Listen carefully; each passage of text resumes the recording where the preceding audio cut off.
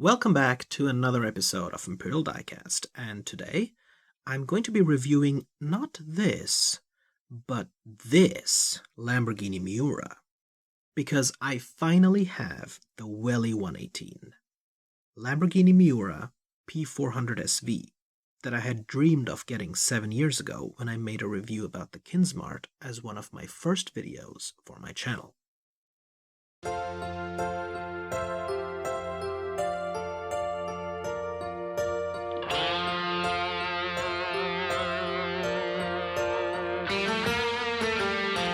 Down this lonely road, you walk away from me, from our history.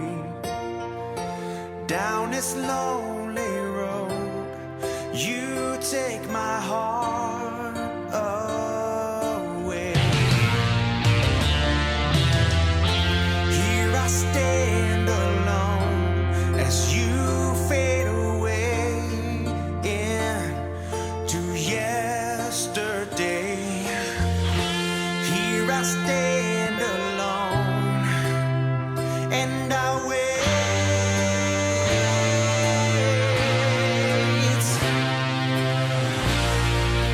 There's just one thing I know, I'm never letting go. As long as I breathe, as long as I'm alive, you know that I'll never say goodbye. As long as I bleed and there's stars in the sky, you know that I'll never say goodbye.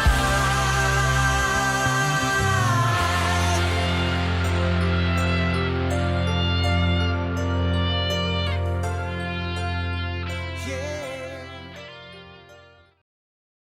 The 118 Miura is a re-release by Welly, which I am glad they did because the original release had been more than 10 years ago, and up until recently it had been quite hard to find, and had appreciated to somewhere around $100 in value. But thanks to the 2024 re-release, prices went back down to the MSRP of $60 or €50, which, considering inflation and everything, is an even better deal today than that MSRP was back when it first came out. Next to this yellow, Welly has also released it in orange with bronze instead of silver wheels. Now, the Lamborghini Miura has been made by several different companies in 118 scale other than Welly. In the budget range, it's also been made by Anson, Burago, which has actually appreciated a lot in price, and I have seen some Burago Miuras go for well over $100 on eBay, and Tonka Polystyrol, which I actually believe is off scale and more like 116 rather than 118. But what all three of those have in common is that aside from being old and out of production models that can only be found on eBay these days, the clamshell engine bay can be opened on all of them, although the Anson is missing the valve covers the Burago has, while it can't on the Welly, which is really the only major downside on this model. However, the rear trunk lid can be opened on this Welly, while it can't on the Anson, Burago, or Tonka Polystyrol. Welly is also the only budget manufacturer to have made the SV, which doesn't have the eyelashes on the headlights, and also has a chrome trim around the windshield. Then in the high-end range, there's the Kyosho and Auto Art versions, where both the trunk lid and engine bay can be opened. But keep in mind the Kyosho Miura, which has also had a recent re-release, sells for €270 retail, and the Auto Art one is like $370 if you're lucky and not picky about the color, or up to $600 if you're not. Now let me tell you a little bit about the Miura itself. This was the first mid-engined Lambo that the company made back in 1966, because the first Lambo was the front-engined 350 GT made in 1964. The Miura was made by a team of junior engineers all in their late 20s who, in fact, went against Ferruccio Lamborghini's wishes at the time, because when he founded his company originally to make tractors, what he had in mind was to design grand tourers like the 350 GT or Espada, and not sports cars like Ferrari. But when production of the Miura began, they ended up selling really well, even more than Ferruccio's grand tourers, and so production of the Miura continued until 1973. And the Miura with its elegant curves is not only unlike most other Lambos known for their sharp angles and aggressive styling, but also one of the most unique and instantly recognizable designs, as there are very few cars that look anything like it. Its design, however, was inspired by the Ford GT40 Mark I, which you have to keep in mind was a race car and not a road-legal car until it got redesigned into the ultra-rare Mark III. So the idea of a road-going mid-engined V12 was unheard of at the time and caused quite a stir. Now this Miura is the P400 SV, which didn't come out until 1971. It is a faster version compared to the earlier Miuras, bearing the SV or Super Veloce branding that ended up becoming a hallmark of uptuned Lambo variants for the next half a century. It's really hard for me to tell from which angle the front of the Miura looks best, because the lower you go, the more aggressive and sporty it ends up looking, and I think that Welly has managed to capture the curves perfectly.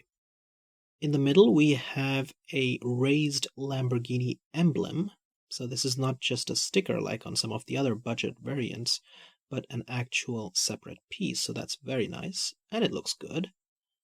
And then behind it we have two perforated grills, so that's also really cool.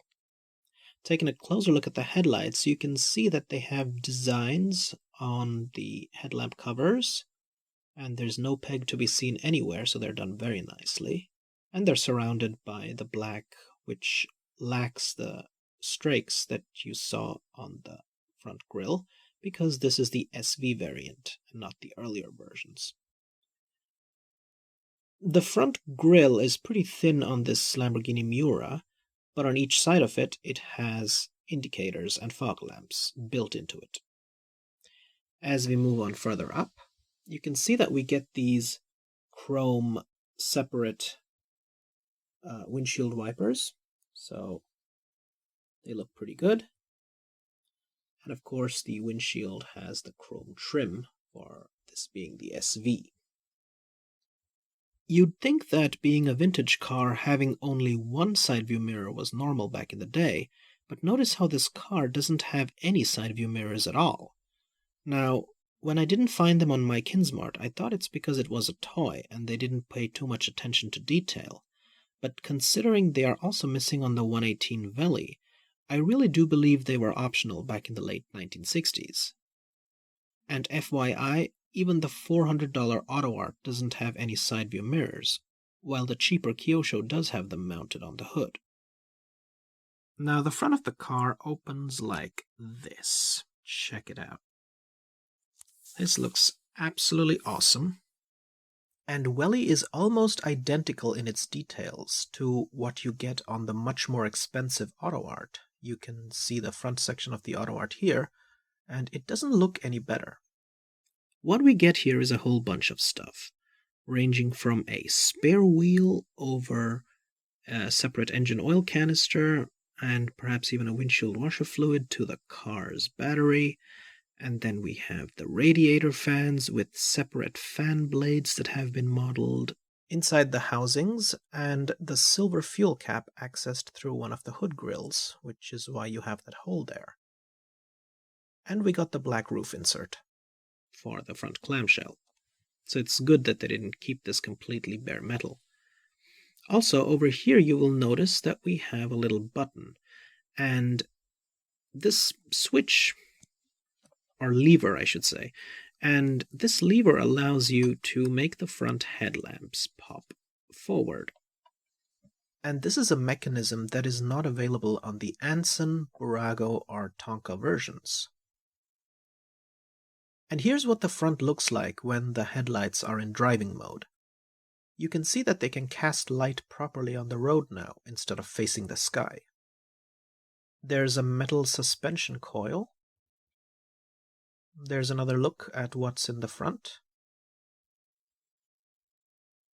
And here on the right side, we have a few more details, including something red.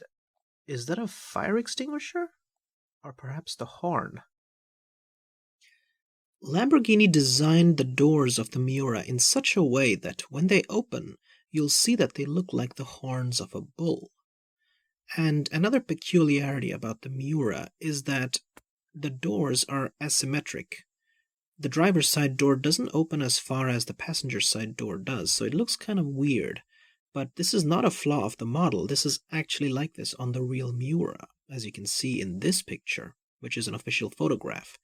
So, yeah, I think it's really cool that Welly replicated that.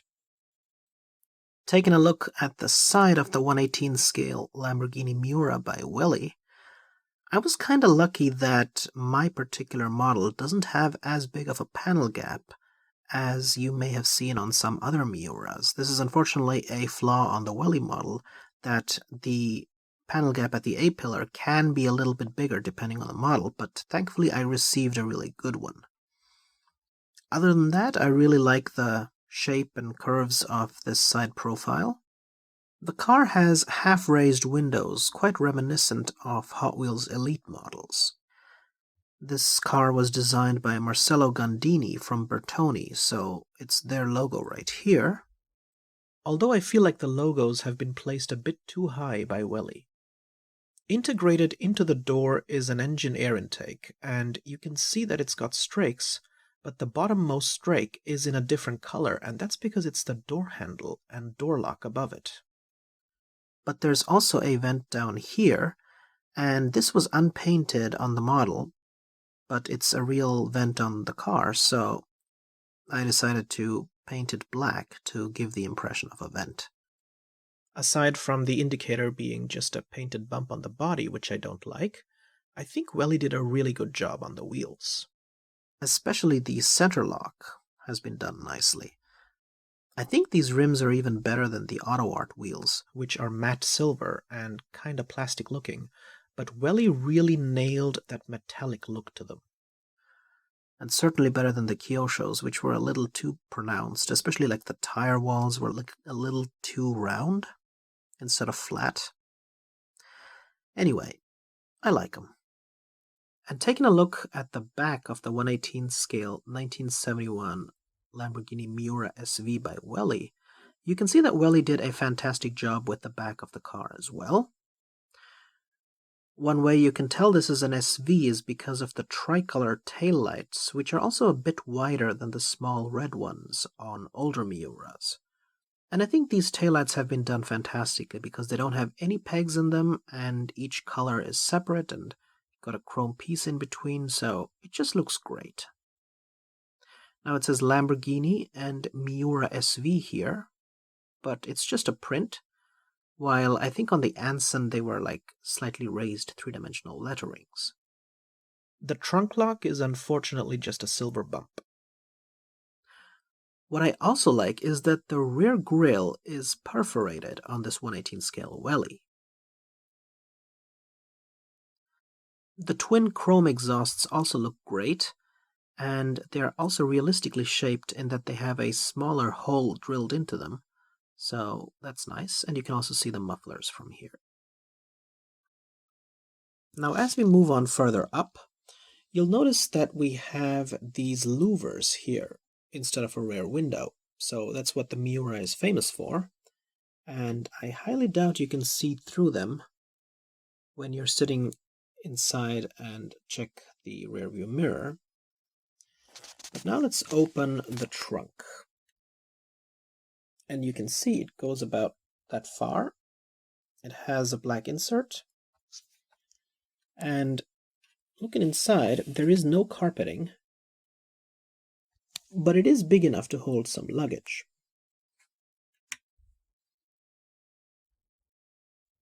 Miuras officially started with 350 horsepower, but this 1971 SV was said to have 385 horsepower, capable of reaching a top speed of 290 kph, although they didn't actually make any improvements to the engine, which remained the same 3.9-liter V12, while they only upgraded the carburetor.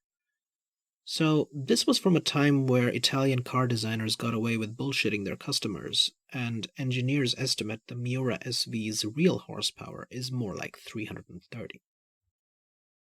Even though Welly has sealed the engine bay, they did model the engine underneath these louvers. So, if you unscrewed the chassis, you would be able to admire the engine, although I think it's a pretty basic model without much detail underneath. And now let's take a look at the interior. But before we do, let's check out the door cards first. And you can see that we have a silver door handle and some realistic paneling here, along with what appears to be like a door lock or a window lock, I think. Anyway, checking out the interior. We have the Miura's famous massive binnacle containing 6 gauges. We got a grab handle here. And regarding the seats, the headrests aren't attached to the seats but sit on a horizontal bar. The seats have a nice texture. Belt buckle is unpainted. And the gauges in the center don't have dials on them, unfortunately. We do get the footrest on the bottom right, though. And now taking a look at the driver's side, the 3-spoke steering wheel turns with the front wheels. And I just love the details on it, just as detailed as the auto art. And behind it are the Miura's tachometer and rev meter, and these are readable. If I can get this to focus. They even have the Lamborghini shield on them. Then in the center we have the 5-speed manual transmission. From this angle you can see the chrome details a bit better, I think, as well as a powered window switch to the bottom left and handbrake behind it. Climate vents, seat belts, and a chrome grab handle over here. We also get a full headliner on this model, featuring the switches behind the rearview mirror to the Miura's peculiar roof vents. So yeah. And now taking a look at the bottom of the car, you can see that it says here Welly, made in China, Lamborghini Miura P400 SV, scale 118. And especially here at the back we have a lot of details that show you the depth of the engine. So even though you can't really see it from above, the engine has been modeled here, at least to a certain degree. So that looks pretty good. And of course here we have the mufflers and the exhausts, which aren't connected because of the movable rear clamshell. So I hope you guys liked my review of the 1/18 scale Lamborghini Miura P400 SV by Welly. And I think it's a fantastic model, even though the rear engine doesn't open. I think that the build quality is much better than Burago, Anson, and it's not out of scale like Tonka Polistil. So if you find that Kyosho or Auto Art too expensive, I think that this is a perfect middle ground. If you're interested in more Lamborghini reviews, make sure to check out some of them here. And as always guys, take care, have a wonderful day. This is Imperial Diecast, signing out.